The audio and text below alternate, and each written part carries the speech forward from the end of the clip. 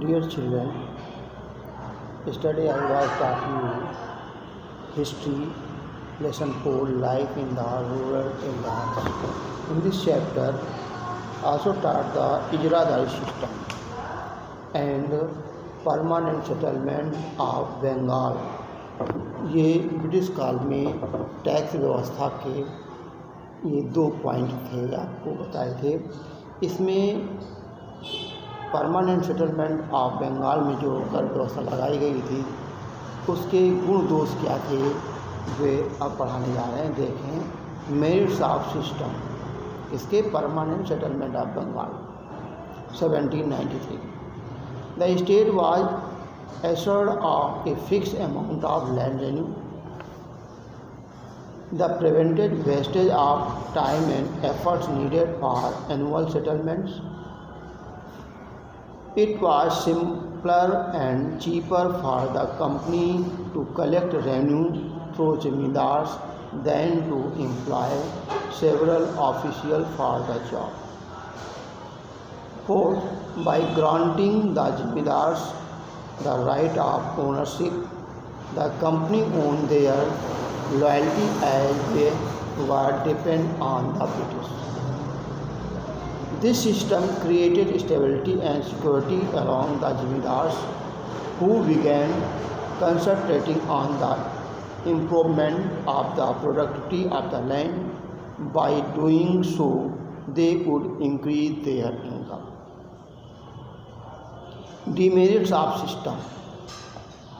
The immediate effect of the permanent settlement on the zamindars was disastrous.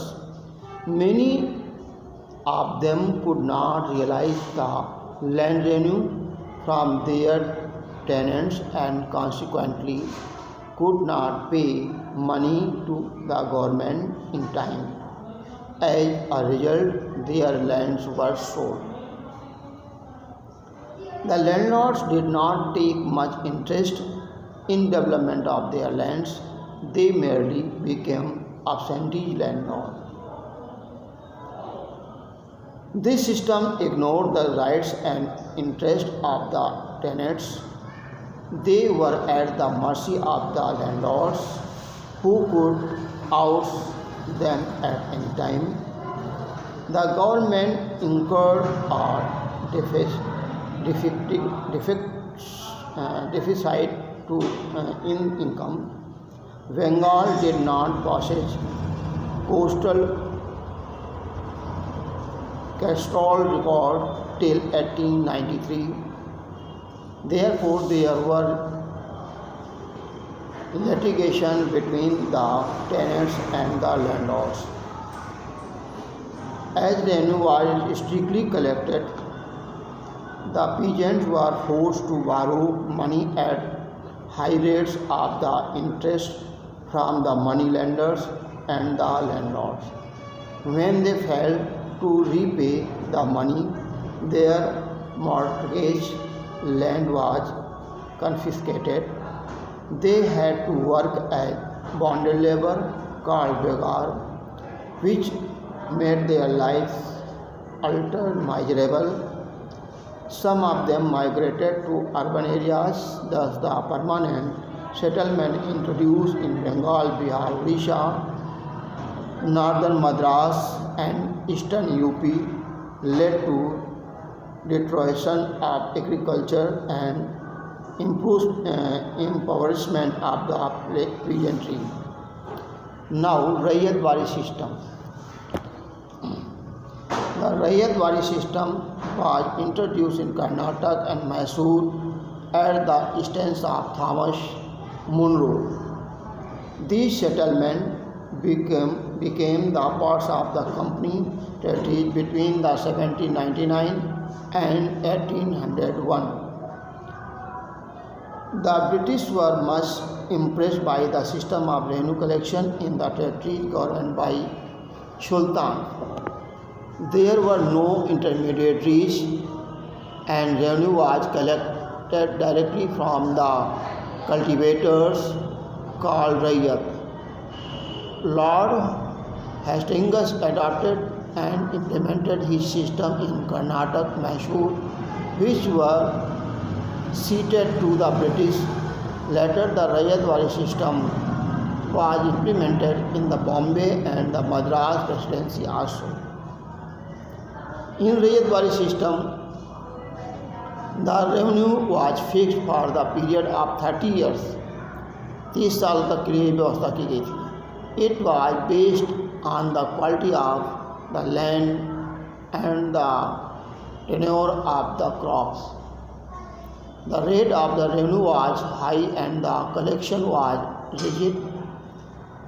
The system was advantageous for the cultivators as they had a right to their land, but again and rigid revenue collection left them at the mercy of the moneylenders.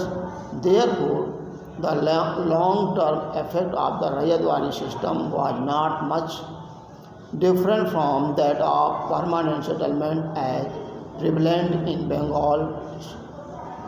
Now, Mahalwari system.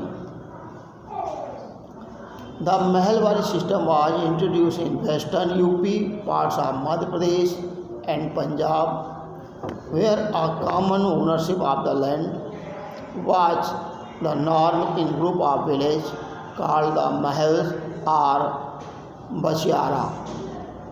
Under this system, the settlement was made with the village committees themselves and payment of the revenue was collective responsibility of the peasant. The settlement was made with the Talukadar or the head of the Mahal. He collected the revenue and handed it over to the British collectors. Effect of the land revenue policies.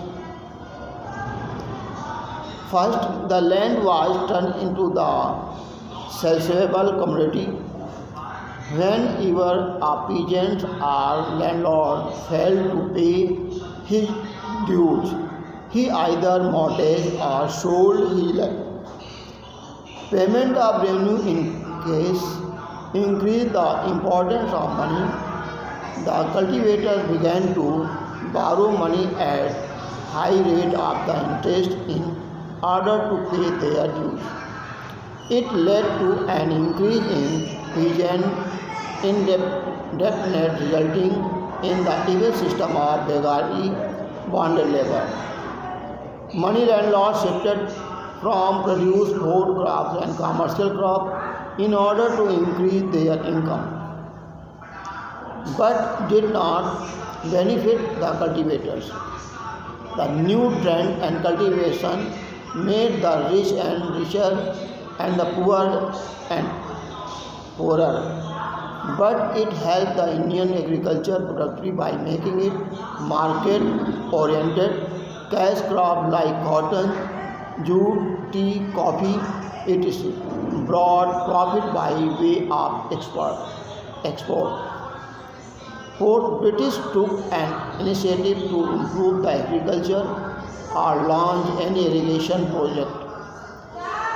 As such, the productivity of the land was adversely affected. They also did not provide any drought relief measure. Famine became a regular feature which improvised the peasantry. Now there was stagnation and the overall deterioration in agriculture and the drastic fall in the productivity of the land. It was the result of the Jimidari system, small and uneconomic land holding, lack of modern agricultural implements, lack of irrigation facilities, requiring famines and the government's apathy towards agriculture. Growth of commercial crop. During the 1830s, there was shift towards commercialization of agriculture. Some European investors began to take interest in cultivation of commercial crops like indigo, jute, tea, coffee, poppy, cotton, sugar cane, oilseed, and cinchona. As these case crops would fetch them more money, these planters owned huge tracts of land called plantation. Plantation agriculture developed at the first fast pace. As a result, production of food crops suffered immensely. It created a scarcity of the food grain, which adversely affected the entire country. Cause which led the commercialization of agriculture next day. Thanks.